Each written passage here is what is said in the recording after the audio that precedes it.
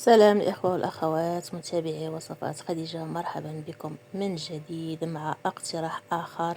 اليوم إن شاء الله غادي نوريكم طريقة تحضير صوص مطيشة لعدة استعمالات. أنا كنستعملو غالبا في سباكيتي ولا في البيتزا.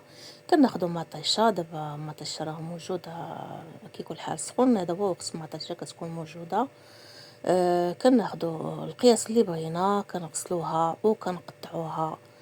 الا كانت الحجم ديالها كبير كنقطعها، كانت صغيره ما كنقطعهاش، وكنديرها في واحد الاناء بلا ماء بلا حتى حاجه، وكنديرها فوق العافيه باش كطيب. كنخليها نقص على العافيه ونخليها حتى كطيب مزيان، ومن بعد كتبرد كناخد الطحانه ديال العصير وكنطحن المطيشه ديالي بشكل جيد. من بعد ملي كنطحنها كنصفيها باش كنحيد دوك القشره ديالها وديك الزراعه ديال المطيشه، وكناخد غير هذا المطيشه بوحدها يعني بدون شوائب.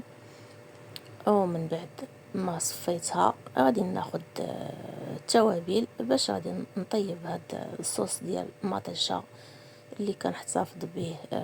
انا كنحتفظ به في الفريغو، كنخليه حتى لوقت الاستعمال. غادي نصفي المطيشه مزيان. دابا درتها فوق العافيه باش طيب، ودرت وريقات ديال سيدنا موسى من بعد ما غسلتهم بطبيعه الحال، وقياس ديال الملحه.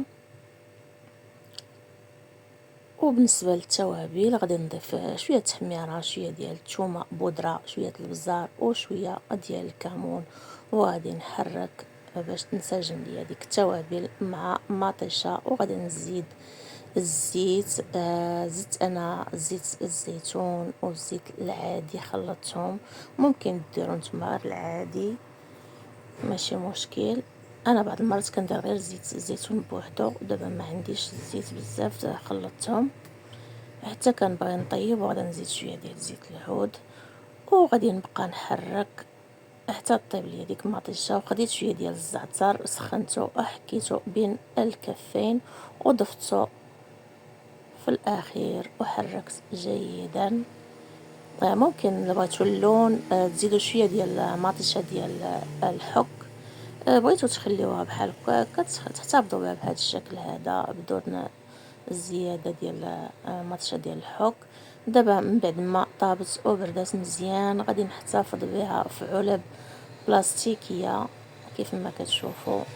غادي نعمر هذيك القرعه ديال البلاستيك، وغادي نسدها وندخلها للفريك ونحتفظ بها حتى لوقت الاستعمال. وهذه قرعه كانت عندي من تحضير سابق في الفريغو جبتها باش نوريها لكم. نتمنى طريقه تستافدوا منها، ونخليكم حتى نتلاقى معكم فيديو قادم ان شاء الله.